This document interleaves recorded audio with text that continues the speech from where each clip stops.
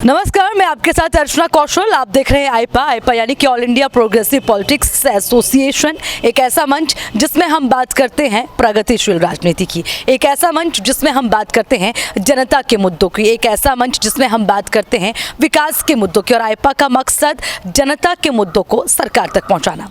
चुनाव नज़दीक हैं, 10 फरवरी की तारीख तय है। इस वक्त हम मेरठ में मौजूद हैं और हमारे साथ मेरठ की जनता है। सरकार ने कितने काम किए, कितने कामों से जनता खुश है, कितने कामों से नाखुश, आइए उसी को लेकर बातचीत करते हैं। सबसे पहले आपका नाम? मेरा नाम अशोक सिवाच है। अशोक जी, सरकार ने कुछ काम किया मेरठ में? सरकार ने बहुत सारे ऐसे मुद्दे हैं। महंगाई का मुद्दा है, डॉक्टरों का मुद्दा है, शिक्षा का मुद्दा है, चिकित्सा का मुद्दा है। इन पर सरकार ने कोई संज्ञान नहीं लिया, ना कोई काम किया। हम पिछले महीने से पाँच महीने से कर्मी कन्सन पर बैठे हुए हैं और शिक्षा, डॉक्टरों की फीस बहुत ज़्यादा महंगी है, डॉक्टरों के कमीशन बहुत ज़्यादा हैं, डॉक्टर जो दवाइयों पे कमीशन है, टेस्टों पे कमीशन है, और ऑपरेशन के नाम पे तो महालूट है। और अगर नर्सिंग होम में भर्ती हो जाए तो नर्सिंग होम में एक कमरे का एक दिन का किराया 2-2, 2,500, 3-3 हज़ार रुपये वसूल रहे। बताओ उससे कौन सा इलाज हो रहा है? तो हमारी सरकार से डिमांड है कि डॉक्टरों की फ़ीस जो है ये लिमिट में की जाए, डॉक्टरों के कमीशन बंद किए जाएँ, डॉक्टरों की फीस, डॉक्टर जो ऑपरेशन है, ऑपरेशन के जो रेट हैं वो लिमिट में किए जाएँ। ये हमारी डिमांड सरकार से थी और है। और इसी के साथ साथ हमारा संविधान बोलता है कि शिक्षा का व्यापारीकरण पूर्ण रूप से बंद किया जाना चाहिए, लेकिन सरकार ने व्यापार को, शिक्षा के व्यापार को और ज़्यादा बढ़ाया है। यानी कि सरकार से नाखुश हैं? हाँ, सरकार से नाखुश है। सरकार किसको ले ही नहीं रही, किसको पूछ ही नहीं रही। सरकार अपनी मनमर्जी के काम कर रही है। जो जनता जिस चीज़ से पीड़ित है उसको सुनती नहीं सरकार बिल्कुल भी। आप ये बताओ, अब जो जितने भी इलेक्शन हो रहे हैं हिंदू मुस्लिम के नाम पे हो रहे हैं, हिंदू मुस्लिम के नाम से कि मैं हिंदू, मैं तुम मुझे वोट दो, मैं मुसलमान, मुझे वोट दो। इससे जनता का क्या फ़ायदा होगा? जनता का फ़ायदा जिस चीज़ से होता है उस चीज़ को सरकार सुनती नहीं बिल्कुल भी। हमारी मांग यह है कि शिक्षा का व्यापार पूर्ण रूप से बंद किया जाए। और आज ये देखो, जिस स्कूल में 2500 बच्चे पढ़ते हैं उस स्कूल में 2500 बच्चों पे औसतन फीस है एक बच्चे की 60,000 रुपये, 15 करोड़ रुपए फीस आ रही है। और उन स्कूलों का एक साल का खर्चा केवल है 1.5 करोड़ रुपए, 13.5 करोड़ रुपए एक साल में बचा रहे हैं स्कूल। ये व्यापार का, ये तो व्यापार क्या, व्यापार से भी बड़ी महालूट है। हम कह रहे हैं कि सरकार इस व्यापार को बंद करे और समान शिक्षा पूरे हिंदुस्तान में लागू करे, जिससे कि सभी को संविधान के अनुसार काम हो और सभी को फायदा मिला, गरीब और अमीर को सबको फायदा मिला। इस बार किसको वोट देंगे आप?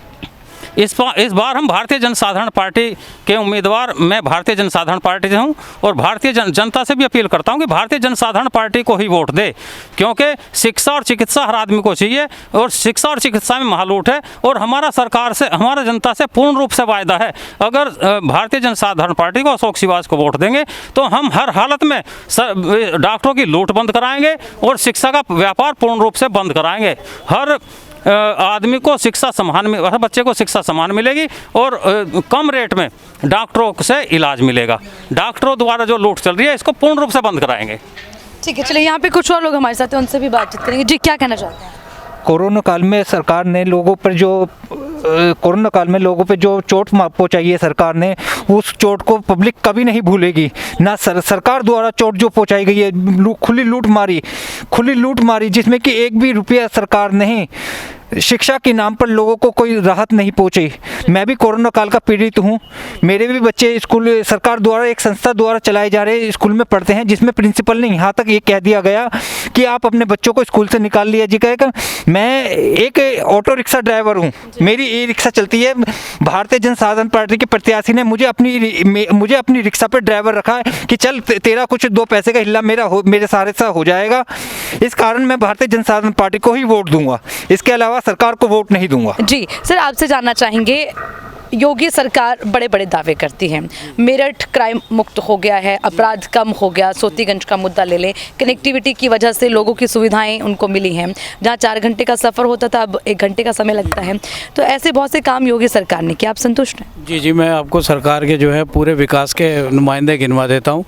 आप पेट्रोल के दाम देख लो, डीजल के दाम देख लो, दालों के दाम देख लो, और तो और गरीब आदमी कोरोना काल में जो मास्क लगा रहा, मास्क के नाम पे इसके चालान जो है वो कई गुना कर दिए हैं सरकार ने। जिस गरीब आदमी का काम ही नहीं है, बताइए वो टैक्स कहाँ से भरेगा। प्लेटफॉर्म के टिकट जो मास्क का अगर चलान बढ़ाए तो अच्छी बात है ना, तो आप मास्क लगाएं। आप एक बात बताइए, मास्क का चालान लगाने से अच्छा है कि गवर्नमेंट हर चौराहे पे जाके जनता को, गरीब आदमी को मास्क बांटे। ये रिक्शे वाले, ऑटो ड्राइवर है, किसी के पास मास्क नहीं है, किसी का मास्क अभी टूट जाए, गिर जाए, तो मतलब एक बात बताइए, मास्क बहुत महंगा थोड़ी आता है, 10 रुपए की बहुत ज़्यादा कीमत नहीं होती। 10 रुपए की बाई चांस आदमी का मास्क गिर भी सकता है, खो भी सकता है, उसके लिए 1000 रुपये का जुर्माना लगाना क्या कहाँ तक उचित है आप बताइए। प्लेटफॉर्म का टिकट आपने 5 रुपये से 50 रुपये का कर दिया था कोरोना काल में। क्या 50 रुपये का टिकट लेने के बाद कोरोना नहीं होगा किसी को? आप मुझे बताइए, अगर कोई 50 रुपये का टिकट ले रहा है, 5 रुपये के टिकट को, फिर उसे कोरोना नहीं होगा? ये तो कहने की बात है। विकास के नाम पे तो सारे विकास ही हो रहे हैं भारत देश में। आप देख लो, बच्चे डूब के नालों में मिल गए, नालों की दीवार बाउंड्री नहीं हुई, नाले भूमिगत नहीं हुए। आप स्कूल देख लो, कोरोना काल में कोई स्कूल नहीं खुला, नाम मात्र के लिए घोषणाएं कर दीजिए, फीस माफ़ कर दो। ये किसी भी बच्चे की कोई फीस माफ़ हुई हो तो हमें बता दो। कुछ हद तक परसेंट हमने, जैसे यहाँ आंदोलनकारी बैठे हैं, इन्होंने जाके डीएम कमिश्नर के यहाँ और सरकारी मुद्दों पे घेराव करा, तब जाके किसी की कुछ परसेंट फीस माफ़ हुई है। वरना किसी भी स्कूल वालों ने, प्राइवेट स्कूल वालों ने लूट की खसोट की दुकान खोल रखी है, टैक्स के नाम बदल दिए। अब जो चीज़ चार्जेस लगते थे, कान इधर की बजाय अब इसे सर कह दिया, नाम बदल दिए, फीस वसूली उतनी हो रही है। तो विकास काहे का हुआ? विकास तो एक तरीके से देखा जाए तो गवर्नमेंट का ही हो रहा। कोरोना काल में लगा था, पीएम केयर फंड बन गया, उसमें चंदा चला गया, आम जनता की कोई सिलेंडर की सब्सिडी गवर्नमेंट की वो ख़त्म कर दी। जनता समाज के करोड़ों अरबों रुपए का एक जिले में, एक राज्य में सब्सिडी खत्म हो गई। गरीब आदमी सिलेंडर कहाँ से लाएगा? या तो अपने जन नेता, जो इनको पेंशन मिल रही है, जो लोग मान लो मंत्री हैं या जनप्रतिनिधि हैं, मुख्यमंत्री बने और रिटायर हो गए, तो उनको काहे की गवर्नमेंट पेंशन दे रही है? जब आम आदमी की सिलेंडर की सब्सिडी खत्म कर दी। बिजली के बिल, अब चुनाव का आखिरी टाइम आया है, 1 महीने के लिए, 15 दिन के लिए कह दिया जी अब इसके बिजली के बिल आधे कर देंगे। 5 साल से पहले याद नहीं आई उन्हें ये बात? 5 साल से वोट चल रहा है, जनता बैठी है, सरकार ने ये सोच के जिताया था कि भाई ये सरकार हमारी मदद करेगी, गरीबी टाइम में बुरा वक्त आएगा। कोरोना लग गया, उनकी ऐसी मदद करी, किसी को कहीं बिजली का बिल, कोई सिलेंडर माफ़ कराओ तो ये बता दो हमें। भाई जनता का ही तो पैसा है जो भी चल रहा। तो हम तो इसीलिए कह रहे हैं कि हम तो पूरे सरकार के विकास के, माननीय मुख्यमंत्री जी और योगी जी के पूरे विकास के मुद्दों से बिल्कुल खुश है। जनता अब की बारी ने वोट नहीं देगी, खास तौर से हम तो वोट बिल्कुल नहीं देंगे, क्योंकि हमें कोई सुविधा मिली हो तो बता दो आप। तो आप बदलाव चाहते हैं? हम बदलाव चाहते हैं, और भारत की ज़्यादातर जनता, देशों की, उत्तर प्रदेश की बदलाव चाहती है। जो बदलाव होगा, तो अगला मौका किसे देना चाहते हैं? देखो जी, अब जो पार्टी होएगी उसे मौका देंगे। हमारे शिवाजी जी बैठे हैं, भारतीय जनसाधारण पार्टी के हैं, इनमें हमारी आस्था है, इसको देखेंगे। ठीक है, क्या कहना चाहेंगे इस बार योगी के कामों से? आप खुश हैं योगी सरकार जिस तरह से काम कर रही है? देखो, योगी जी काम बहुत बढ़िया कर रहे हैं, लेकिन योगी जी इस चीज़ पे ध्यान नहीं दे रहे। जो प्राइवेट स्कूल खुलवा रखे हैं, इन पे ना तो कोई टैक्स लगता, और हर बच्चे से 50-60 हज़ार रुपये फीस ली जा रही है। आप बताइए कि इस कोरोना काल में कोई काम नहीं किसी के पास, सब बिजनेस ठप हो रहे हैं, तो ये पैसे कहाँ से देंगे हैं? और शिक्षा चिकित्सा का 2 ही का इतना बड़ा व्यापार कर रखा है कि इस पे हमारी कोई सरकार इस पर ध्यान नहीं दे रही है ना। आज अगर योगी जी चाहते तो हर स्कूल की फीस मीडियम होती, जो हर आदमी देना चाहेगा, है ना। योगी के नीचे वाले हैं, वे योगी से बड़े बने बैठे हैं कि हमें, मेरठ में इतने बीजेपी के नेता है, एक भी नेता यूँ बता दो कि किसी के दुख दर्द में कहीं खड़े हुए हों। आप क्या कहना चाहेंगे, कैसे हैं योगी? प्रधानमंत्री तो बहुत अच्छे हैं। अच्छा, और मुख्यमंत्री भी अच्छे हैं। और पूरी बहुमत सरकार आ रही है, 450 सीट, 350, 403। हाँ, पूरी बहुमत की सरकार बनी थी, रोधी जी थी, और पूरी बहुमत से अच्छी सरकार बनती है, फिर दोबारा बनेगी। अच्छा, मतलब आप चाहते हैं योगी सरकार वापस आए? नहीं, आ भी थी, 100% आ रही है। चलिए, बहुत अच्छी बात है, कुछ लोग जीत को लेकर आश्वस्त हैं। चलिए, यहाँ पे और भी लोग हैं, उनसे भी बातचीत करेंगे। जी बताएं। मैं कहना चाह रहा हूँ जी, कोरोना काल चला, इस कोरोना काल में लोगों के रोज़गार बिल्कुल बंद हो गए। रोज़गार बंद होने के बाद में लोगों के पास खाने के लिए पैसा नहीं था, बच्चे पढ़ रहे थे, बच्चों की फीस सरकार ने बिल्कुल नहीं घटवाई, स्कूलों ने बिल्कुल नहीं घटवाई। सरकार के पास, डीएम के पास लोग इकट्ठे हो गए। सरकार उन शिक्षा माफियाओं के साथ खड़ी थी, जनता के साथ कभी नहीं रही, ना एक पैसा घटवाया, ना उनकी फीस माफ़ करी कि, और पढ़ाई के नाम पे कुछ नहीं था। हम ये कह रहे हैं कि जो टीचरों की फीस थी उसके बराबर बच्चों से, अभिभावकों से पैसा ले लेते, फीस ले लेते, लेकिन उन्होंने पूरी फीस वसूलवाई, सरकार ने बिल्कुल नहीं सुना। हमने मुख्यमंत्री के पास भी फ़ोन किए, हमने इनके जो यहाँ के विधायक हैं, सांसद हैं, सबसे अपील की, भैया इतने लोग मरने लग रहे हैं, रोज़गार है नहीं, इनकी फ़ीस कम कराओ। नहीं, फ़ीस तो देनी पड़ेगी। अरे भाई तुम स्कूल पढ़ा नहीं रहे, स्कूल आदमियों के पास रोज़गार नहीं है। जब स्कूल पढ़ा नहीं रहे, वो ऑनलाइन पढ़ा रहे हैं। पहली बात तो ऑनलाइन के लिए जो गरीब आदमी वो कैसे खरीदेगा फ़ोन, फिर उसमें हर उसमें डाटा डलवाना, और उनकी फ़ीस जो कि तुम बराबर की फ़ीस है भाई, उनकी फ़ीस इतनी ले लेते जितनी उनकी सैलरी थी टीचरों की। जी, रोजगार की भी आप बात करें, रोजगार एक समस्या है और फीस की भी एक समस्या कि आखिर जो फीस है उसमें भी अगर बच्चे स्कूल नहीं जा रहे हैं, ऑनलाइन बात की जा रही है, तो उसमें सब लोग कैसे मोबाइल प्रोवाइड करें, ये लोगों का कहना। मैं वापस आऊँगी आपके पास। यहाँ कुछ महिलाएं हैं, महिलाओं के भी राय जानते हैं, गाँव की महिलाएं हैं, इनसे समझते हैं। योगी के काम से खुश हैं आप? खुश रहेंगे, पर बच्चे, गरीब आदमियों के बच्चे ऑनलाइन कैसे पढ़ पाएंगे। अच्छा, पढ़ाई को लेकर थोड़ी सी समस्या आपको लग रही है। बाकी महिलाओं के लिए व्यवस्थाएं हैं, पक्के मकान हैंगे, पक्के मकान ना बने, नहीं बने, सड़कें सुधर, हम तो किराए पर रह रहे हैं। किराए पे रह रहे हैं आप? अच्छा, ठीक है। अगर सड़कों की बात करें, स्थिति सुधार आया कुछ? हम तो मेडिकल पर रहते हैं, सड़कों पर कोई सुधार नहीं है, सब ऐसे ही हैंगे। चलिए यहाँ कुछ करें जी, क्या कहना चाह रही हैं हम आप योगी हम जी? के हमारे बच्चे हैं मजदूर, मजदूरी करके खा रहे हैं, है नहीं, हमारी जमीन तो है नहीं और किराए पे रह रही हैं। अच्छा, और इतनी दंदल में रह रहे हैं। तो क्या वृद्धा पेंशन नहीं मिलती आपको? नहीं, कुछ भी नहीं, ना विधवा पेंशन नहीं, ना 60 साल नहीं, ये कार्ड बने ना है अभी, ये भी मना कर रही। राशन नहीं मिलता मुफ्त? नहीं, राशन भी नहीं मिलता, और सबको मिलता है, मेरा आधार कार्ड नहीं है, वो नहीं है। तो आपने करवाया नहीं? मना कर देगा, आपका नहीं बनेगा। अच्छा, बनेगा नहीं, मना कर दी। अच्छा, तो अभी वोट डालती हैं आप? हाँ, वोट ही डालती हैं। वोट डालती हैं? हाँ। किसको देंगे इस बार? इस बार इसे नहीं डाली है मैं तो प्रधानीदार हूँ। अच्छा, हाँ, गाँव में रहती हूँ मैं, जी।